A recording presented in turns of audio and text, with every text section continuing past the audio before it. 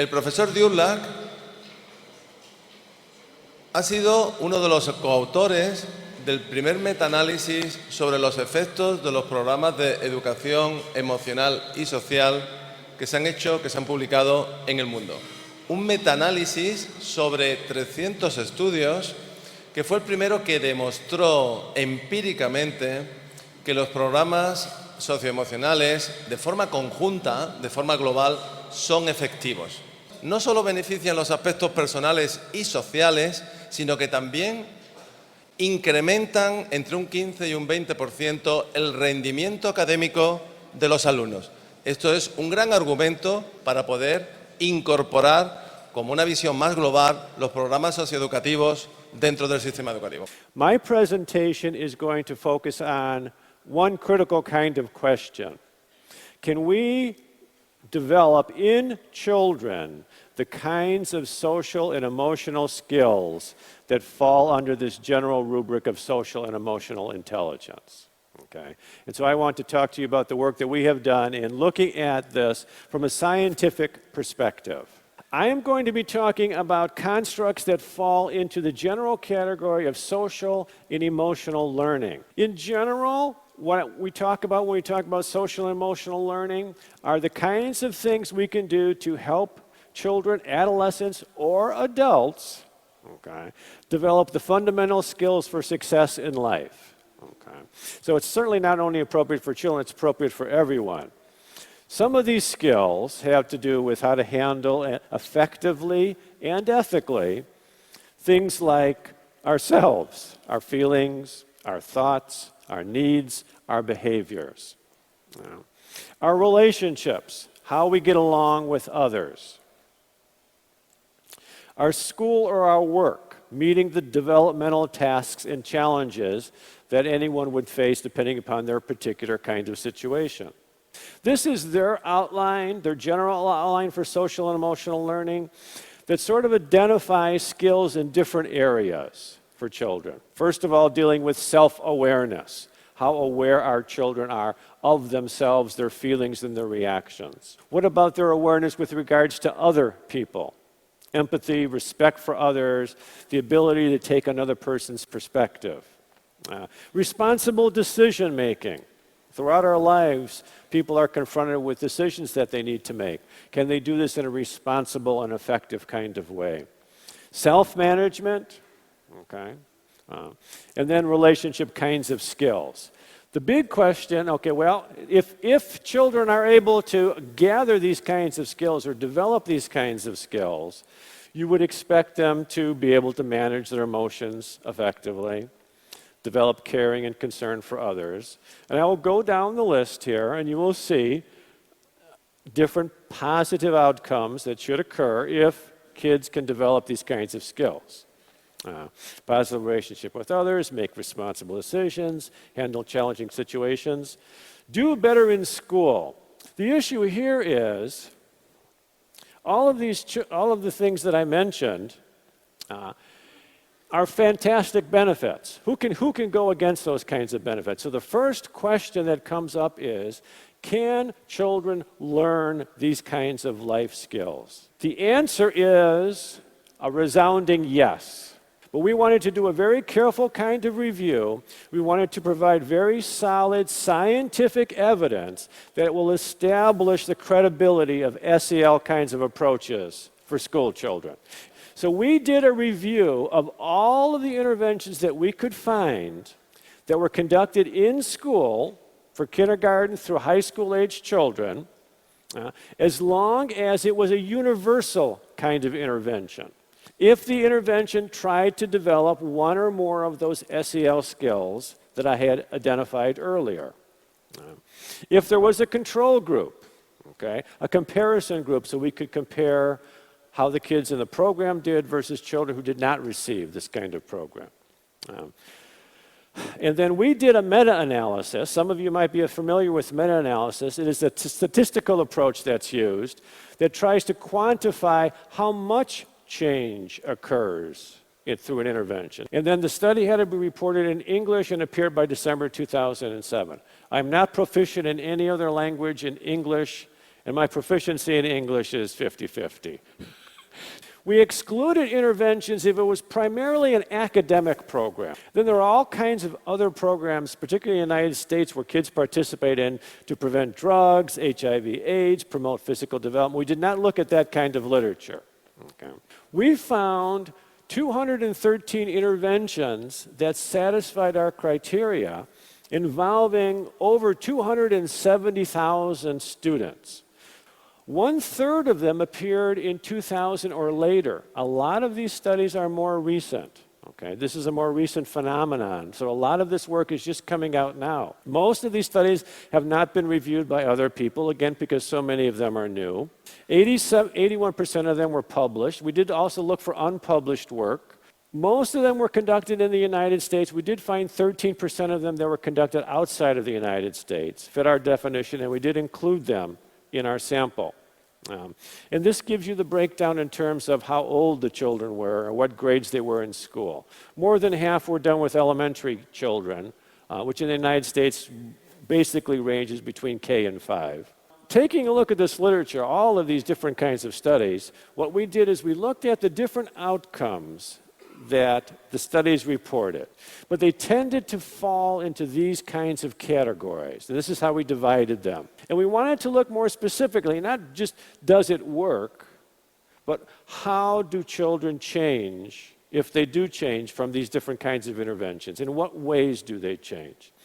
One of the things we looked at was SEL skills. Then there was another category called positive attitudes, either towards school or towards self. Then we looked specifically at behaviors.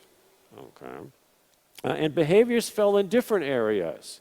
One category was specifically positive social behaviors. Then there were conduct problems as another possible outcome measure. And then what we call emotional distress were things like anxiety, depression, feelings of loneliness. And then we looked at academic performance as a separate category. Okay. So one of the issues is, in what areas do all of these studies find positive results when we pool all this information across all of these kinds of studies? Basically, a check mark means we got positive results in this outcome measure across all of these studies. So overall, there was a change in SEL skills from these interventions. Kids were able to learn skills.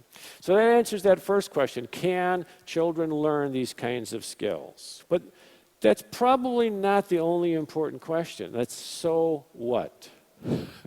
What are the children like otherwise? Okay. Are there other benefits that come aside from learning these kinds of skills? Because the theory would suggest that there should be a positive impact on other aspects of the children's lives. Okay. And so we go through the list. We got a check mark for positive attitudes towards self and others. Kids change their attitudes about themselves and about school and education collectively across all of these interventions. So it was a positive change in attitudes. In behavioral adjustment, we got a positive effect in positive social behaviors. There was a reduction in conduct problems. Not only were the children responding better positively behaviorally, but there was a reduction in problems. There was also a reduction in emotional distress. Again, across the board in all of these interventions together. And then finally, the big one is, yes, indeed, there was a positive change in academic performance as a result of these SEL interventions. So this is very heartening, okay? This does not say that every child benefited in every area, and it doesn't say how much each child benefits. So we're just talking about collective kinds of findings here. As a group, the children who are receiving these SEL interventions are doing better than the children in school who aren't receiving these interventions. SEL, social and emotional intelligence, is a great idea, but if someone wants to conduct a program or an intervention, okay, can they do that intervention to a sufficient degree? Can they do it the way it's intended? Does it have the kind, do they do all of the activities? There's a lot of research now that shows that a lot of things get started, a lot of programs get started, but there's a lot of problems that are encountered along the way. Some might need some assistance in doing it. So there's technical training, there's consultation, there's advice giving, there's problem solving. Another issue in implementation is that leadership is so important. If the principal at the school is not behind this program, okay, it could jeopardize how well the teachers do it.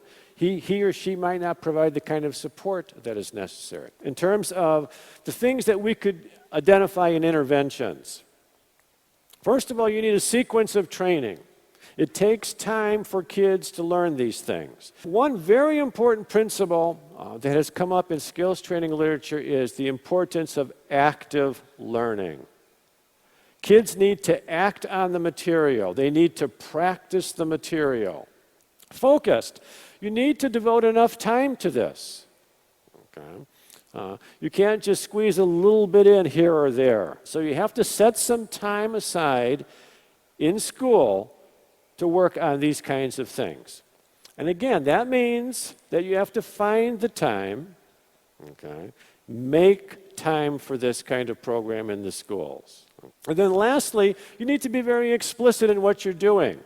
What are the children supposed to learn? What exactly do you expect from them? How would they know if they're doing what they're supposed to do or doing what is expected? So the more explicit things.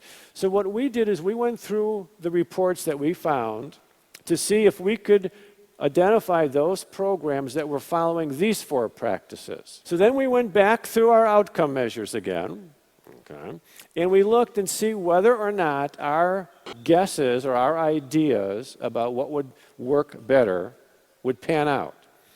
So we divided our programs, our safe programs that followed all 4 of those skills training practices, and put all of the programs in that category. And then we had other programs that didn't do all 4 of those kinds of things. And then we went through our outcomes to look to see whether or not there's a difference between those 2 groups of programs. And here are the check marks we got for the safe programs. So if the programs were following all 4 of those practices, they got positive results in all of the outcome measures that we were looking at. If they didn't, they got positive results in only 3 of those outcome measures. So it's not that they weren't successful at all, but there was the suggestion that following safe practices is associated with getting better results. The next thing we looked at was this business about implementation. If you're introducing some new kind of curriculum, the teachers need to be prepared on how to do it. They need to have some ongoing consultation, some problem solving. One of the general rules that comes up in this kind of research is assume there's going to be some problems and try and prepare for them. What we found was if there weren't any implementation problems, positive outcomes across the board again in all of these outcome measures. Okay. If there were some implementation problems, positive outcomes in only 2 of the areas. Again, the suggestion that implementation, how well you do the program. Here is just a list of things that we considered. Okay. We had randomized designs in our review, and we had some quasi-experimental research. Okay. We had some problems where there was very little attrition over time.